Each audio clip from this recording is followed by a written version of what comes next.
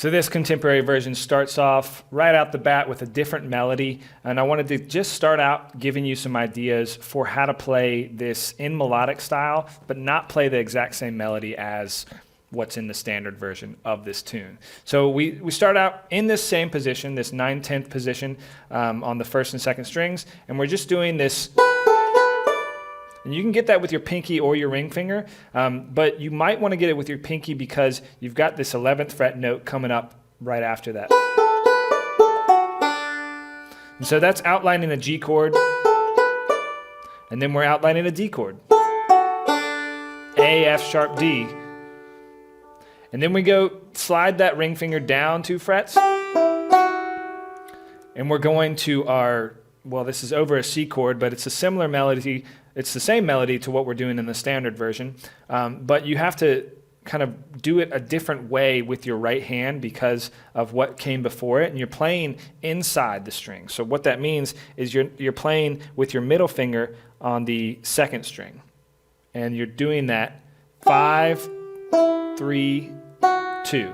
So that's 5th string, and then index finger on the 3rd string, and then middle finger on the 2nd string. So that's inside. That means inside the 1st and 4th strings.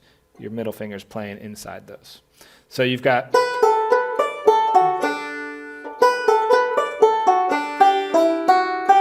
And you don't even have to play that 5th string if you don't feel comfortable playing inside. That sounds really nice if you just leave that last note out of the first measure. But of course you can add it in there if you want to practice playing inside. Right? And now we're going to our 3rd measure, which is just the same as what we did in the standard version. So we're kind of bouncing back and forth between something new and something old, which is kind of a nice way to approach improvisation too. Play some of the melody and then play some of what you think should go in the spot and then go back to the melody, kind of flip-flop there. Now over our A chord, we're just putting our A chord down, but we're taking our ring finger off. We're not going to do the version of the A chord that we did in the standard version. We're going to do something a little bit different here, and this is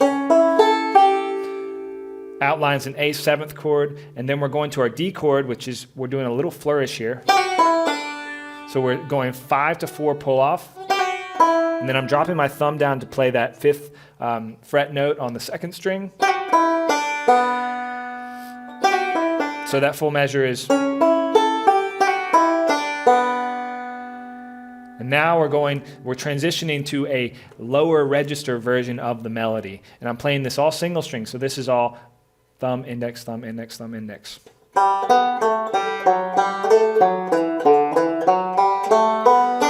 Now we're transitioning out of melodic style, out of single string style into melodic style. So those last 4 notes of that lower melody go thumb, index, thumb, middle, and now we're going thumb. So this is at the 7th measure. Now we're just doing a little flourish again, and that goes down the scale. So that descending scale, I think, fits really nicely over that G, D, G cadence. So let's play that E minor shape.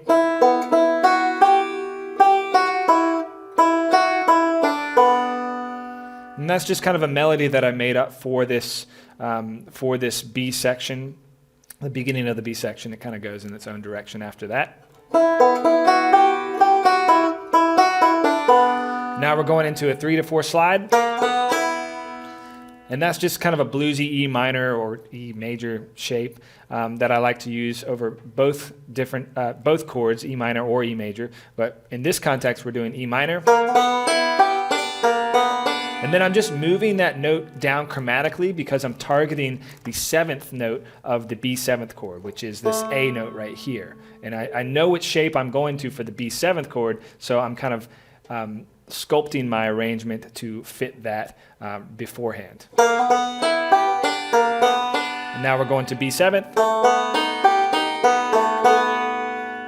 And that's just one of my favorite B7th shapes. I learned when I was, I don't know, teenager. I've never let go of it because it's an awesome shape. And that's B7th right there. And forward, backwards roll. So nothing fancy there, just sticking with something super straightforward, forward, backwards roll. And now we're going to E minor. You know, pay homage to the original melody. And now we're going into a melodic phrase. This is a really cool part of the pentatonic scale. I'm using the E minor pentatonic scale, but in melodic style. And now we're going to our C chord. This is just our 1-4-5-1 turnaround.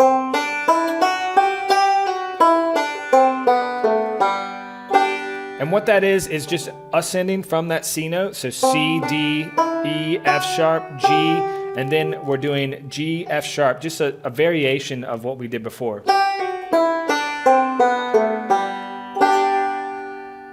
And that's it. That's a contemporary version. Feel free to use the backing tracks below and also the tools to loop different sections. Definitely take parts of this that feel uncomfortable, take it slow, and then raise the tempo gradually.